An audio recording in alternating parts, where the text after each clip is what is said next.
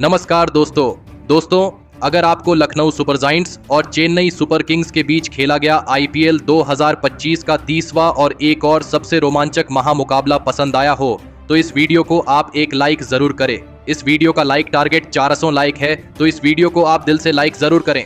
दोस्तों, आईपीएल 2025 के 30वें और एक और सबसे रोमांचक महामुकाबले में आईपीएल इतिहास की दो सबसे बड़ी टीमें एक दूसरे से भिड़ी। इस बार ऋषभ पंत की लखनऊ सुपर जायंट्स के सामने महेंद्र सिंह धोनी की चेन्नई सुपर किंग्स की टीम खड़ी थी। इस रोंगटे खड़े कर देने वाले महामुकाबले में चेन्नई के कप्तान महेंद्र सिंह धोनी ने टॉस जीता और पहले गेंदबाजी का फैसला लिया और लखनऊ की टीम को पहले बल्लेबाजी के लिए आमंत्रित किया। उसके बाद रनों की बारिश करने के इरादे से लखनऊ के दो दिग्गज ओपनर बल्लेबाज मैदान में उतरे। एडन मार्करम और मिचेल मार्श के कंधों पर इस महामुकाबले में अपनी टीम को एक विस्फोटक ओपनिंग शुरुआत दिलाने की बहुत ही बड़ी जिम्मेदारी थी, लेकिन चेन्नई की गेंदबाजी ने लखनऊ की इन उम्मीदों को पारी के शुरुआती ओवरों में ही तोड़ दिया और गेंदबाजी पर आए खलील अहमद ने एडन मार्करम को राहुल त्रिपाठी के हाथों कैच आउट कर दिया। एडन मार्करम इस मुकाबले में 6 गेंद में बस 6 ही रन बनाकर आउट हो गए।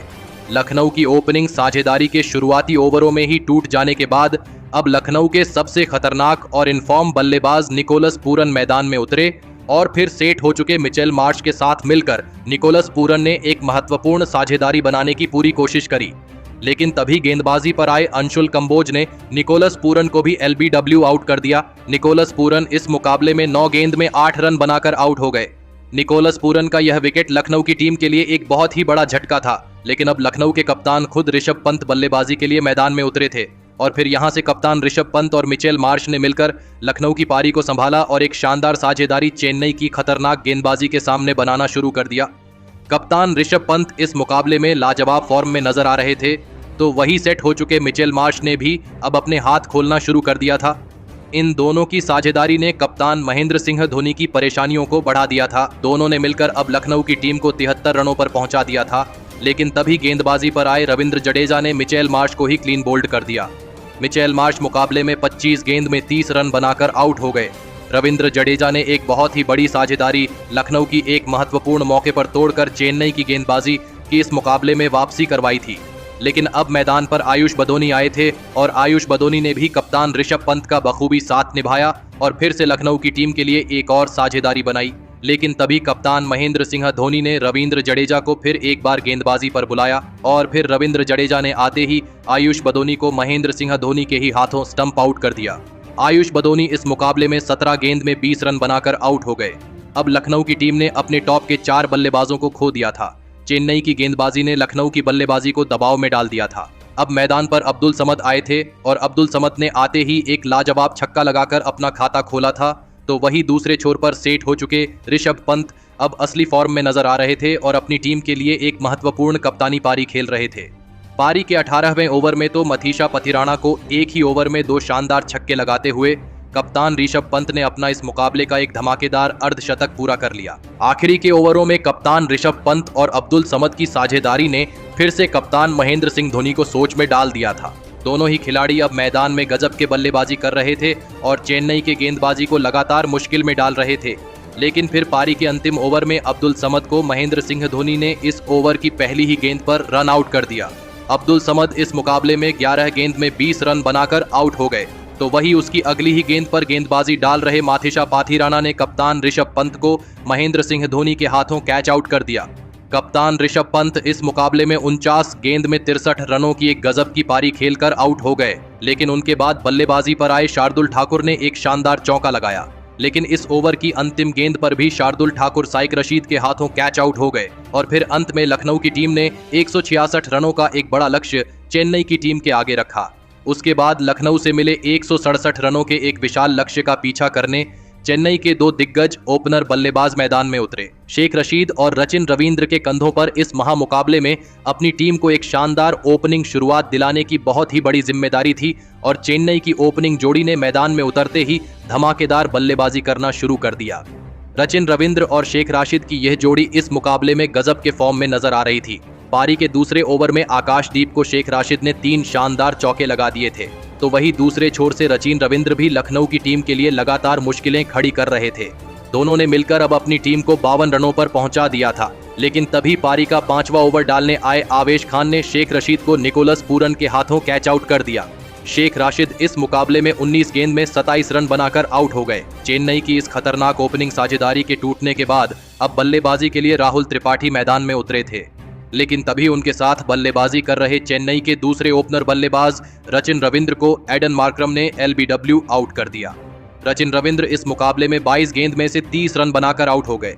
अब चेन्नई की टीम ने अपने दोनों ही सेट ओपनर बल्लेबाजों को खो दिया था।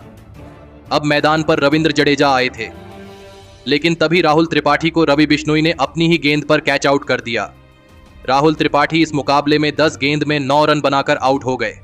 अब लगातार 3 विकेट गिरने के बाद चेन्नई की बल्लेबाजी कमजोर दिखने लगी थी। दबाव चेन्नई की बल्लेबाजी पर था। अब बल्लेबाजी के लिए शिवम दुबे मैदान में उतरे थे, लेकिन तभी रविंद्र जडेजा को भी रवि बिश्नोई ने ही एडन मार्करम के हाथों कैच आउट कर दिया। रविंद्र जडेजा इस मुकाबले में 11 गेंद में 7 रन बना पाए। अब चेन्नई की बल्लेबाजी मुश्किल में थी। दबाव पूरी तरह चेन्नई के बल्लेबाजी पर था। अब मैदान पर विजय शंकर आए थे और फिर शिवम दुबे और विजय शंकर ने मिलकर चेन्नई की पारी को संभालने की पूरी कोशिश करी। लेकिन तभी दिग्वेश राठी ने विजय शंकर को भी आवेश खान के हाथों कैच आउट कर दिया। विजय शंकर इस मुकाबले में 8 गेंद में 9 रन बनाकर आउट हो गए। चेन्नई की टीम ने देखते ही देखते अपनी आधी बल्लेबाजी को खो दिया था। चेन्नई की बल्लेबाजी अब इस मुकाबले में पूरी तरह बैकफुट पर थी। लेकिन अब मैदान पर चेन्नई के कप्तान महेंद्र सिंह धोनी आए थे और महेंद्र सिंह धोनी ने आते ही आवेश खान को 2 शानदार चौके लगा दिए थे। अब मुकाबला आखिरी 4 ओवरों में पहुंच चुका था, जहां पर चेन्नई की टीम को जीत के लिए 44 रनों की जरूरत थी। लगातार विकेट निकालकर लखनऊ के कप्तान ऋषभ पंत और उनके गेंदबाज इस मुकाबले को जीता हुआ समझने लगे थे, लेकिन उन्हें आगे आने वाले तूफान का कोई भी अंदेशा नहीं था। अब इस पारी का 17वां ओवर शार्दुल ठाकुर डालने आए, लेकिन शार्दुल ठाकुर के इस ओवर में महेंद्र सिंह धोनी और शिवम दुबे ने मिलकर धमाकेदार बल्लेबाजी करते हुए इस ओवर से 13 रन बना लिए, जिस वजह से अब चेन्नई को आखिरी 3 ओवरों में जीत के लिए 31 रनों की जरूरत थी। अब इस पारी का 18वां ओवर आवेश खान डालने आए थे, लेकिन आवेश खान के इस ओवर में भी महेंद्र सिंह धोनी ने एक शानदार चौका लगा दिया और इस ओवर से 7 रन चेन्नई की टीम को मिल गए। अब आखिरी बचे 2 ओवरों में चेन्नई की टीम को जीत के लिए 24 रनों की जरूरत थी।